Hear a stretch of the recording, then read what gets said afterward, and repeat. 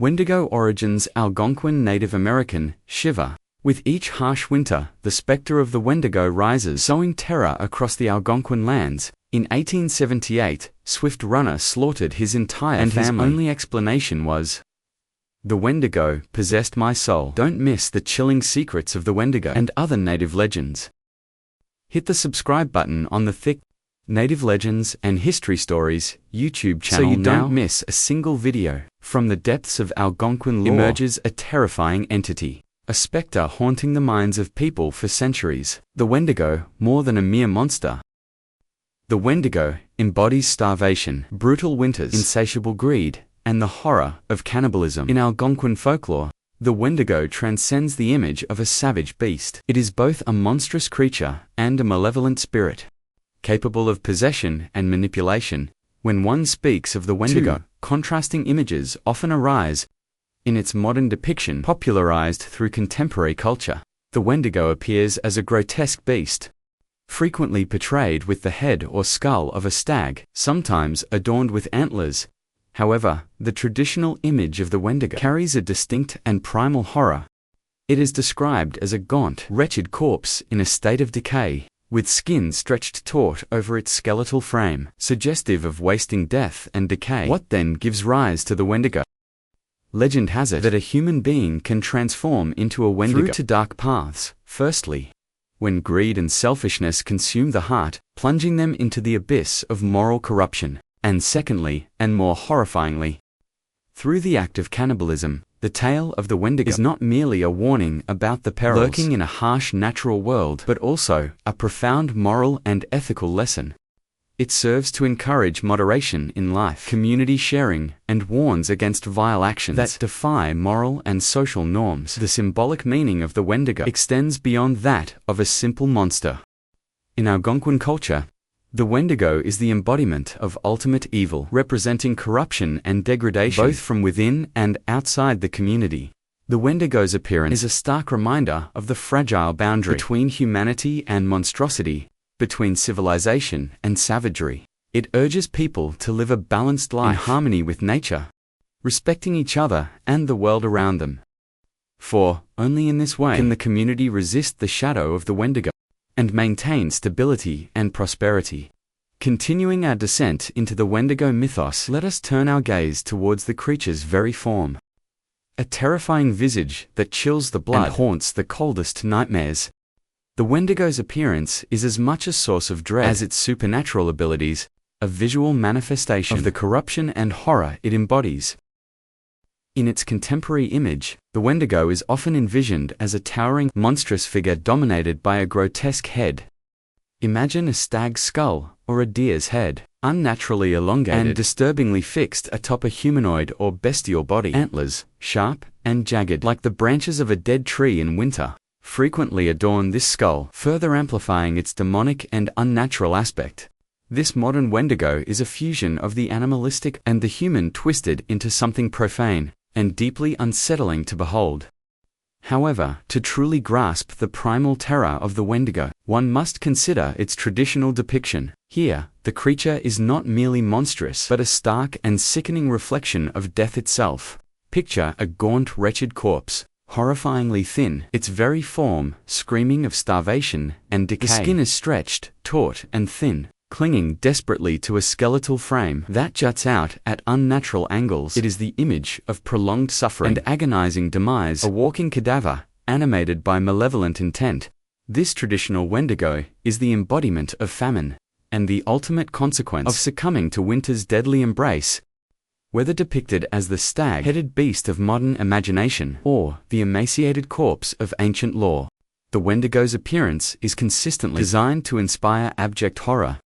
It is a being visually synonymous with fear, death, and the violation of natural order. To look upon the Wendigo in any of its forms is to confront the chilling specter of winter's famine, the grotesque consequences of cannibalism, and the terrifying potential for humanity to be corrupted into something truly monstrous.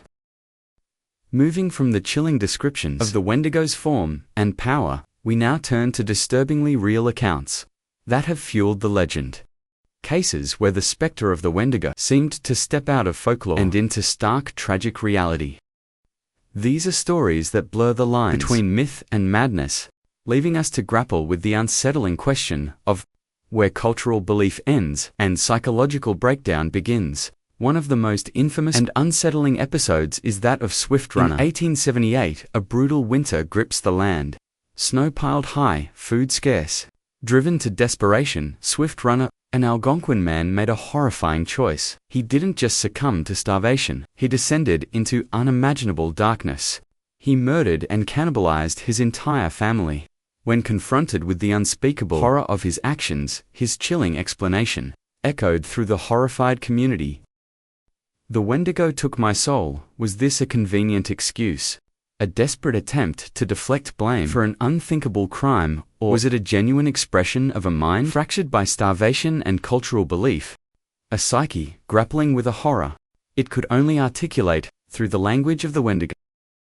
Historians and anthropologists have since pointed to the extreme environmental pressures of that harsh winter as a potential catalyst, suggesting that in dire circumstances, the Wendigo mythos could become a framework through which unimaginable acts are rationalized, or perhaps even instigated. Decades later, the shadowy figure of the Wendigo resurfaced in the stories surrounding Jack and Joseph Fiddler, Ojibwe shamans, also known as These brothers were arrested in the early 20th century for the alleged murders of over a dozen people. Their defense, steeped in the chilling lore of their people, was that these killings were not acts of malice but grim necessities, they claimed. Their victims were transforming into Wendigo, possessed by the insatiable hunger and malevolent spirit. They were changing, Joseph Fiddler reportedly testified, his voice heavy with what could be interpreted as either conviction or madness. "We had to stop the transformation before it was complete, before they brought true horror upon us all."